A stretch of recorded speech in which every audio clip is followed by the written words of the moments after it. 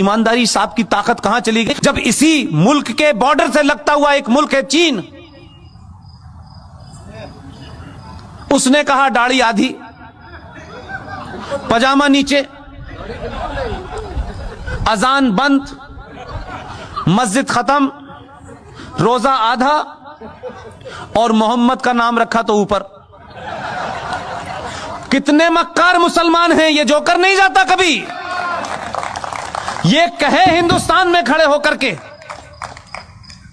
कि ईरान के अंदर, चाइना के अंदर मुसलमानों के साथ बड़ी नाइंसाफी हो रही है, यहां से कहोगे यहीं से उठवा लेगा वो।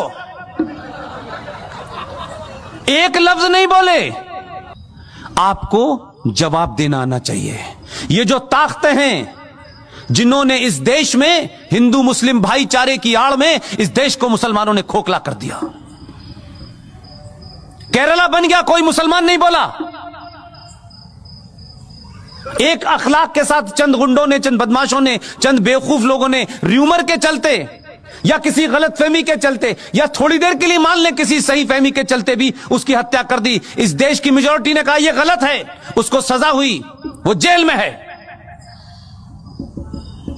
बेईमान मुसलमानों, मक्कार, कितने बौने और कितने छोटे हो तुमने क्या किया? 5.5 लाख कश्मीरी हिंदू पंडितों को, जहां मुसलमानों का राज था, आपने उनकी पूजा पद्धति के कारण मस्जिदों और कुरान का सहारा लिया। 5.5 लाख कश्मीरी हिंदू पंडितों को अपनी ही धरती से मार के भगा दिया।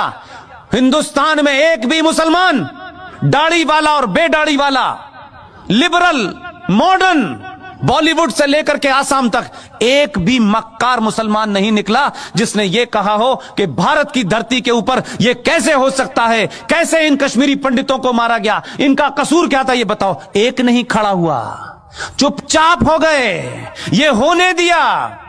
लेकिन बार बार बीच में निकल में आते हमारे साथ बड़ी ज्यादती हो रही है, अभी तो शुरू हुई है। इसलिए मैं बार बार कहता हूं, आप अपने फंडों को क्लियर रखें, किसी गफलत के शिकार ना हो।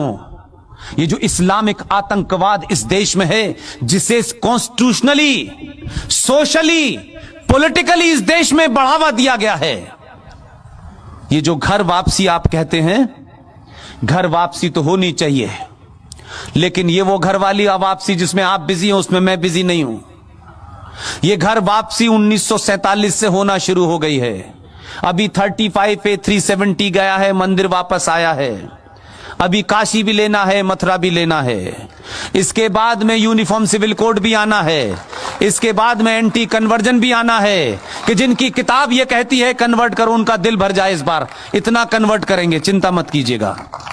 इसलिए आने वाले दिनों में बहुत सारे बिल तैयार हैं। इसलिए मैंने आपसे कहा, चुनाव के हार जीत से कोई फर्क नहीं पड़ता है। चुनाव हार जाएं, लेकिन राष्ट्र नहीं हारना चाहिए। आप सब लोगों ने मेरी बातचीत सुनी और आखिर में सिर्फ इतना ही कहता हूं, सनातन के परिवार का हाथ पकड़ लीजिए, दुनिया में किसी के पैर छूने की हिम्मत जरूरत नहीं पड़ेगी। बहुत बहुत शुक्रिया, थैंक यू वेरी मच।